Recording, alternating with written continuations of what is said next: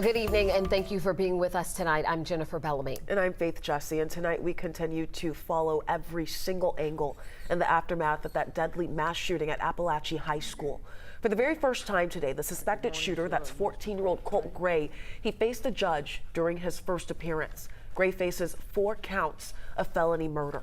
Also in court today was Gray's father, Colin, who is also accused of involuntary manslaughter, second-degree murder, and child cruelty. We have our teams out on the ground getting answers for you tonight. We begin our coverage with Karis Belger with more on those court appearances. So, Karis, what did we hear from Colt Gray or his father during that court appearance, and did they show any emotion?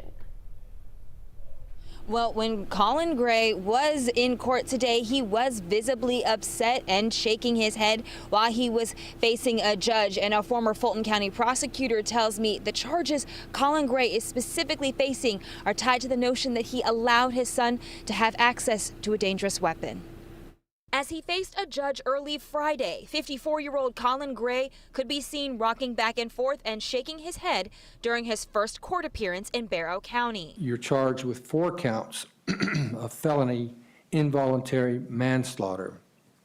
You're charged with 8 counts of felony cruelty to children in the second degree. He was arrested just one day after his 14-year-old son, Colt, who faces 4 charges of felony murder in connection with Wednesday's shooting at Apalachee High School, where 2 students and 2 teachers were killed. 1 teacher and 8 other students were injured. You're charged with 4 counts of felony murder. What we are saying here when we do this, and I think it's a strong message, and I think it's intentional by law enforcement. Former Fulton County prosecutor Tanya Miller explains that a parent being charged for a child's actions can happen depending on the circumstances. The father committed an unlawful act, not a felony, and a death resulted.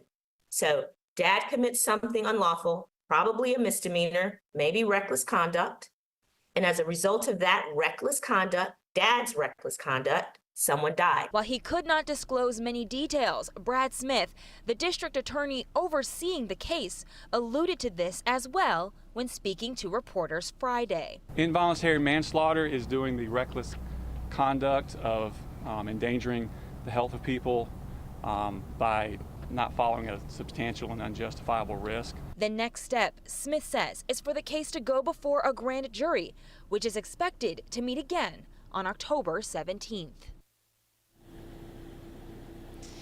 Now, DA Smith says Colt Gray will face more charges once investigators have an opportunity to interview the other victims who were hurt in Wednesday's shooting. Once that happens, Gray will have another hearing similar to what happened this morning in Barrow County. I'm Karis Belger, 11 Alive News.